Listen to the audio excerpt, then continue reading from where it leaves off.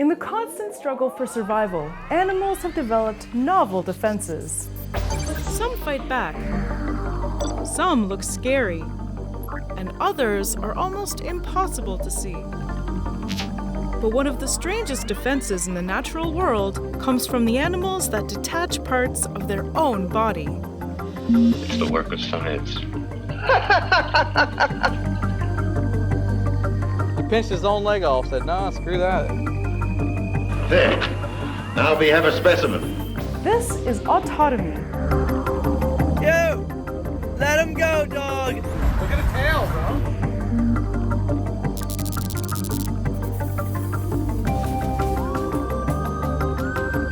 Hi, I'm Danielle, and you're watching Animalogic Second Nature. It's a female iguana, probably less than a year old. Scared that crap out of me. Went across my legs. I didn't even step on the tail and it broke.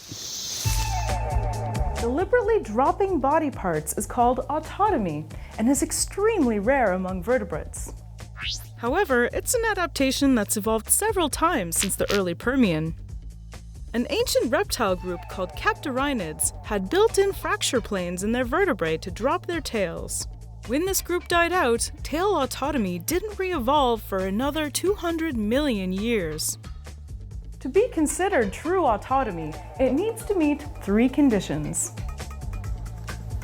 1. It's done for self-defense as a response to a dangerous situation. 2. There are weak spots to facilitate the breakage. And 3. The animal has control over when to do it. Most lizard families have members that meet all 3 criteria. Among vertebrates, they're the undisputed queens of autotomy. Most lizards who can autotomize have fracture planes on each of their tail vertebra. These are weak spots that make it easier to sever the tail if necessary. Let's see how these fracture planes work. That's pretty strong, actually. If they're caught by the tail, they contract the muscles surrounding the highest free vertebra and break it in half. After this, the muscles separate and the skin is torn. The tail falls off. Though not all lizards can lose their tails, generally speaking, species that use their tails in their daily lives are less likely to be able to autotomize. Chameleons that use their tails to climb, monitors that use their tail as a weapon, and Jesus lizards that need it for balance when running on water are all unable to lose their tails on command. Losing your tail is a cheap price to pay to avoid losing your life, but there are a lot of costs to losing parts of your body. And every order is especially tailored to meet individual needs.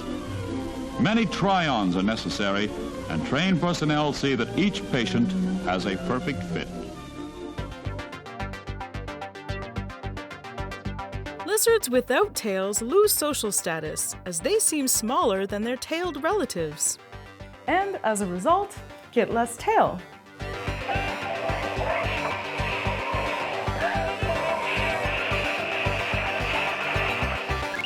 They also require a lot of energy to regenerate their tails, so they need a lot of food. This means more time out in the wild and a higher risk of encountering predators. And females who have lost their tails are less reproductively fit, as they produce fewer and smaller eggs. Losing a tail also means losing an important fat reservoir. If the predator doesn't eat the whole tail, the lizard might come back and eat it to recoup some of its energy. To improve their likelihood of survival, many species can regrow their lost tails.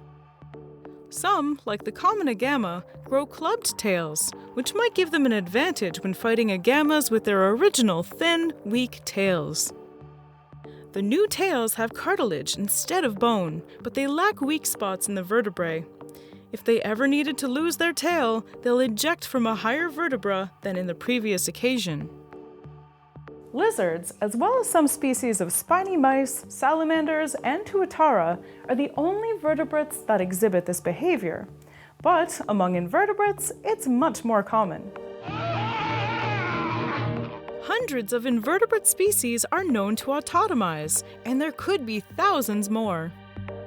In North America, the most well-known tail droppers are the creatively named tail dropper slugs. These cute little slugs are mostly found along the west coast and autotomize part of their tails when threatened, usually by bigger slugs or children with sticks. It's hard to imagine being too lazy to chase a slug, but sometimes you just want to snack on a little slug nub. Some of these slugs' aquatic cousins also have the ability to drop part of their body. The beautiful Philodesmium nudibranchs can drop some of their noodly appendages.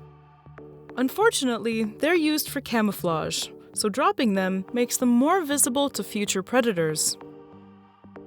Some crustaceans, such as stone crabs, can autotomize their claws and grow a new full-size set in about a year. Oh, you want some crab leg?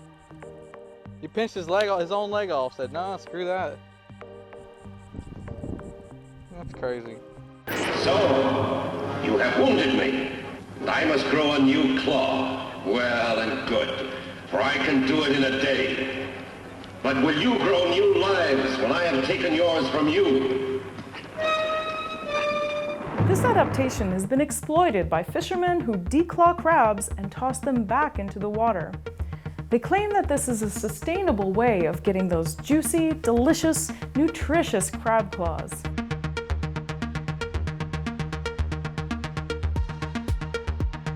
Unfortunately, losing their only means of protection has a very high cost for crabs. Under experimental conditions, about half of crabs who had both claws removed died within an hour. In the wild, even fewer might survive.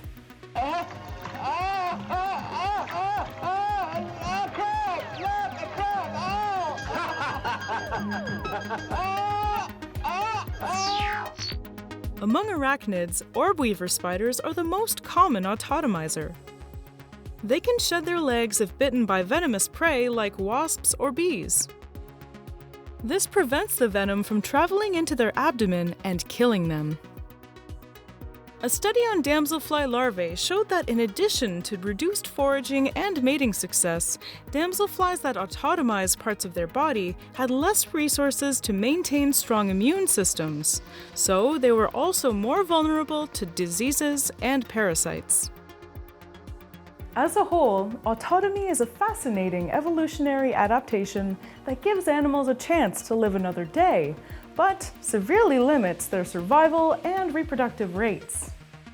I said it before and I'll say it again, limbs are friends, not food. Thanks for watching and see ya!